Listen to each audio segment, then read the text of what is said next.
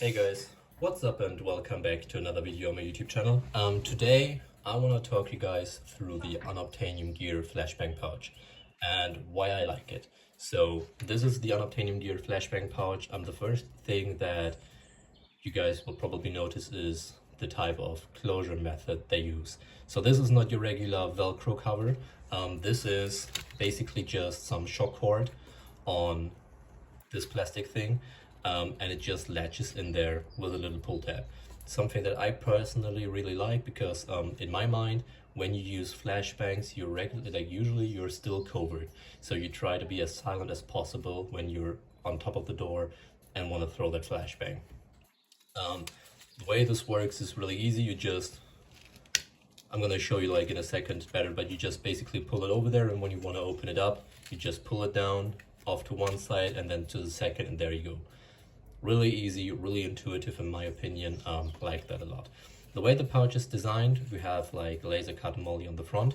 We have elastic material on both sides, which is really stretchy and comes in handy, and I will show you that later.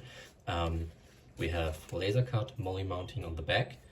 And the first thing that I really like is the moly strap, because some manufacturers use a lot of malice clips, and I think that's just because they are a bit lazy. I personally prefer full Lasercut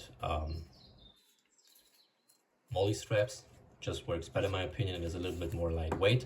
And what they also do is these half-cut laser slots. So what that does is, usually when you want to adjust the height of a pouch, you basically only have the option to go up a full row of moly or no row of moly. So let's say this would be your usual option, so you would put the pouch up higher by this much.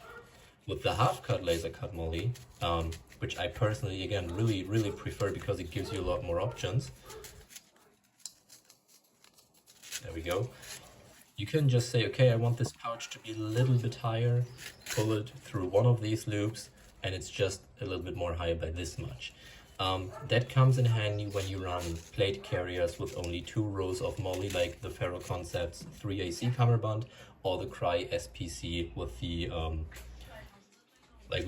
cummerbund the SPC uses, like, you know, the stiffened up one. Personally really like that. This little piece is, I don't know if the camera picks it up, but it's reinforced by a piece of plastic in the end. Makes it really easy. Just weave it through and then pull it in by itself again at the end.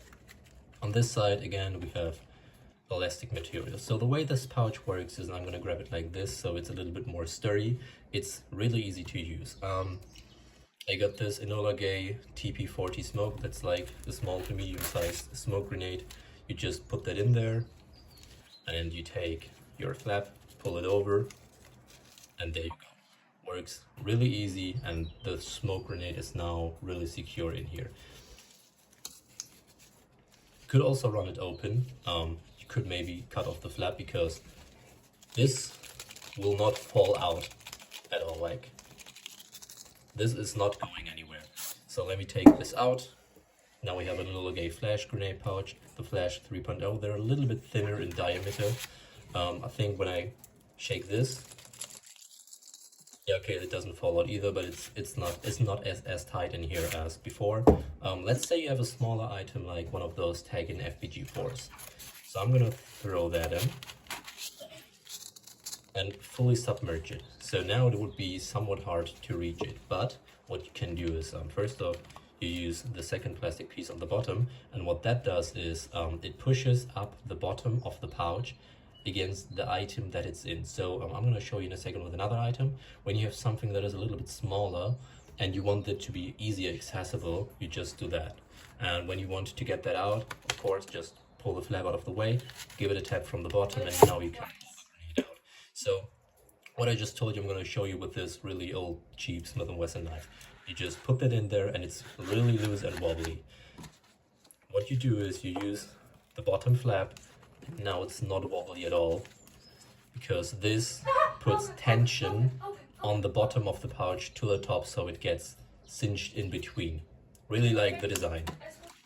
What you can also do, however, is use this as a dedicated tourniquet pouch.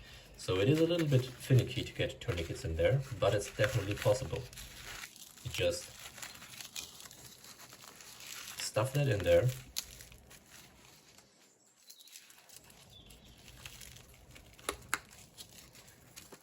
And now you got a tourniquet pouch.